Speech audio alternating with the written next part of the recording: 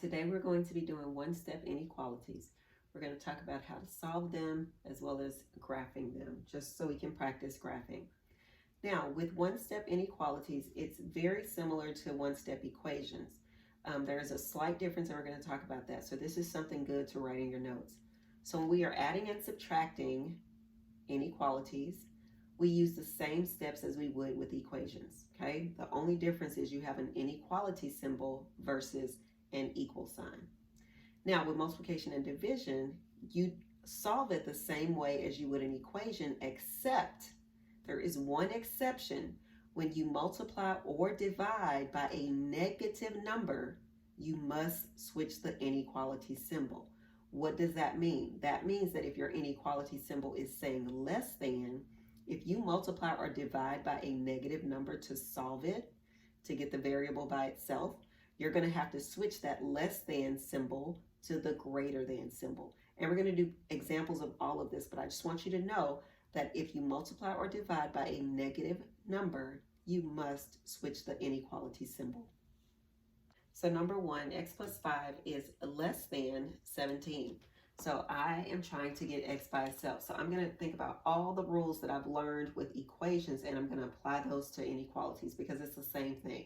So if you like to draw a wall, you would draw a wall right here by your inequality symbol.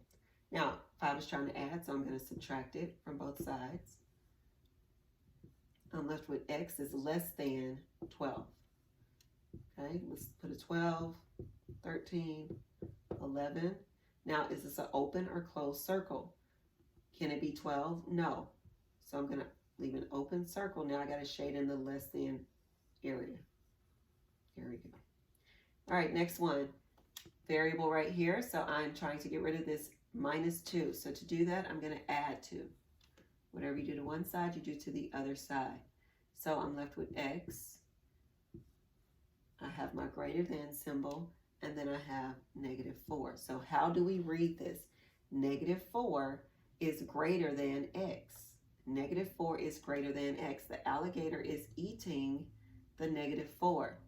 Now, you can switch that around if you like. Just make sure that the alligator is eating what he's supposed to eat. So if you wanted to switch that around, you can switch it around and put x here, but just make sure the alligator is still eating the negative 4. Okay?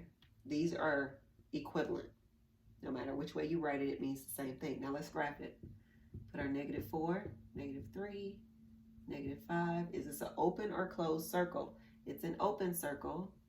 And then which direction do I shade? X is less than negative 4, or negative 4 is greater than x. I'm going to shade this way. A lot of people like to do it this way, so if you need to go ahead and change it at the end, that is perfectly fine. Just make sure the alligator is eating the right thing. All right, right here, we're going to subtract 2. I have negative 7 over here, greater than or equal to w. So negative 7 is greater than or equal to w. Now, if you want to switch it around, we're going to put w here. Remember, the alligator has to eat the negative 7, so then I'm going to have to do this right here. And remember, that's only if you prefer the variable in front. You do not have to do that, but if you prefer it in front, that's what you have to think about. Make sure the alligator is eating the appropriate thing. So negative 7, negative 6, negative 8. Open or closed circle. This little line right here tells me that it's going to be a closed circle. And then which direction do I shade? I shade this way. Okay, this one right here. We're subtracting negative 3, so we got to add negative 3. Whatever you do to one side, you do to the other side. Now, P is greater than or equal to. I don't really care for those double symbols, so I'm just going to change it to a minus. So that's 4 minus 3, which is 1. Put my 1, put my 2, put my 0. It's going to be a closed circle. Now, which way do I shade? P is bigger than the 1, so I shade in the bigger than direction. Let's look at these examples. We have 6m is greater than 12. So I have to get m by itself. So I'm going to divide by 6. Whatever you do to one side, you have to do to the other side. So I'm left with m is greater than 2. 2, 3, 1. Open or closed circle, it's going to be open. and I'm going to shade in the greater than direction. All right, let's look at the next one. Negative 3c is greater than 9. Divide by negative 3. Whatever I do to one side, I do to the other side. Now, remember the rules. It's just like equations with one exception. If you multiply or divide by a negative number, your inequality symbol is going to switch. So instead of it being this, it's going to turn to that. So now I have c is less than negative 3. Now you can always check your work by picking any number you want. So if I pick any number that's less than negative 3 and substitute it in for c, it should make a true statement. That's how you check your work. Let's go ahead and graph this. We get negative 3, negative 2, negative 4. Open circle. Now which direction do we shade? In the less than direction. Okay, 4, we're going to divide by 4 on both sides.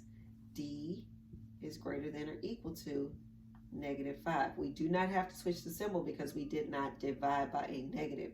This negative 20, it does not matter. We're looking at what we had to do to both sides. If that thing is negative when we're multiplying or dividing, that's when you switch it. That's the only time you switch it. Remember, there's only one exception.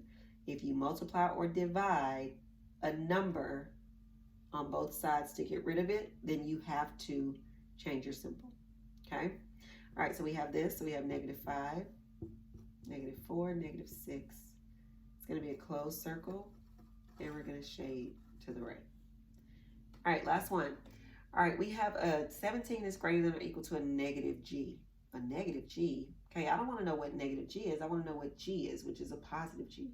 Now, remember, I told you that if you don't see a number in front of a variable, there's an invisible 1 right there. Okay, it's just invisible. So this is really negative 1 times g.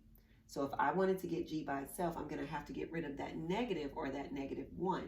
Now remember, I'm dividing by a negative number on both sides. If I do that, I'm going to have to switch my symbol. So this becomes a negative 17g. So now we have negative 17 is less than or equal to g.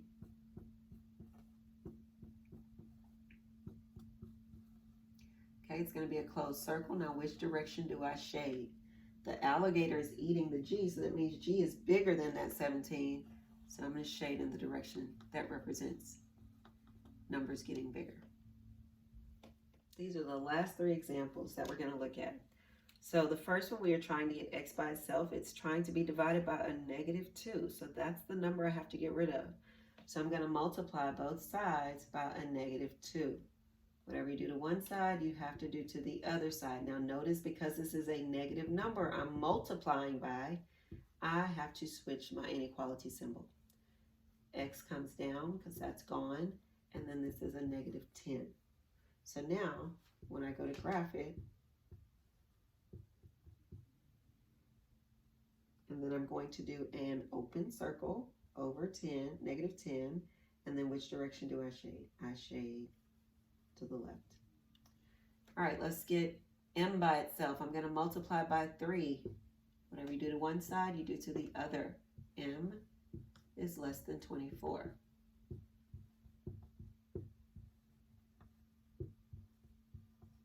Open circle, shade to the left. Then finally, we're going to multiply by 3 to get rid of that. Whatever you do to one side, you do to the other. Remember, I am paying attention to this number right here, not this. It doesn't matter that the 5 is negative. It's whatever I did on both sides of my equation, which tells me if I need to switch it, right? So this is negative 15 is less than or equal to the letter E, okay? Negative 15, closed circle. Now, which direction do I shade? To the right.